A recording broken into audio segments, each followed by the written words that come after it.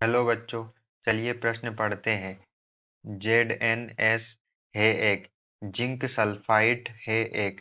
हमें यहाँ पर प्रश्न के चार विकल्प दिए हुए। ए आयनिक क्रिस्टल, बी सहसंयोजी क्रिस्टल, सी धात्विक क्रिस्टल और डी वंडरवॉल क्रिस्टल।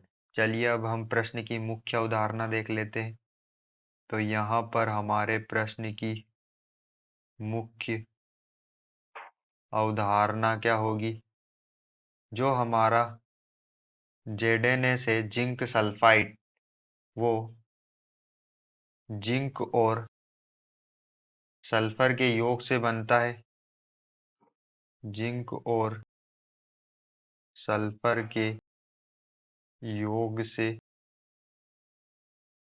बनता है और यह जो जिंक सल्फाइड होता है वो ठोस अवस्था में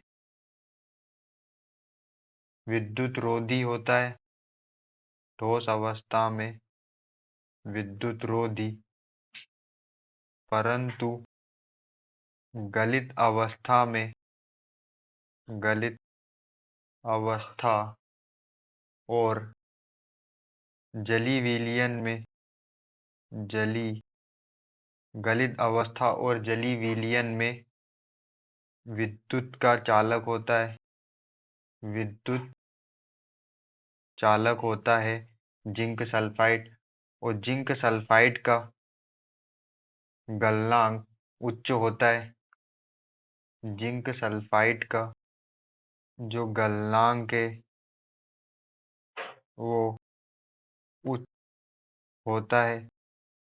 जिंक सल्फाइड जो होता है ZnS, जिंक सल्फाइड, यह Zn+2 और सल्फर -2 आयनों से मिलकर बना होता है।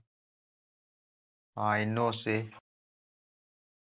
मिलकर बनता है। आयनों से मिलकर बनता है।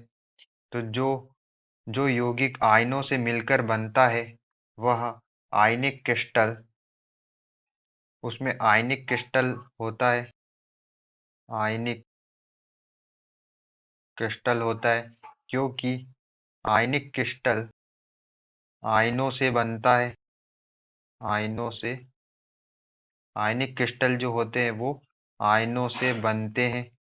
तो यहाँ पर हमारा जो आयनिक क्रिस्टल होता है वो आयनों से बनते हैं। और जो जिंक सल्फाइड है ZnS, वह भी आयनों से मिलकर बना होता है। इसलिए हमारे जिंक सल्फाइड जो होगा वह एक आयनिक क्रिस्टल होगा। चलिए अब हम ऑप्शन चेक कर लेते हैं। तो ऑप्शन ए हमें दिया हुआ है आयनिक क्रिस्टल, यही हमारा आंसर होगा।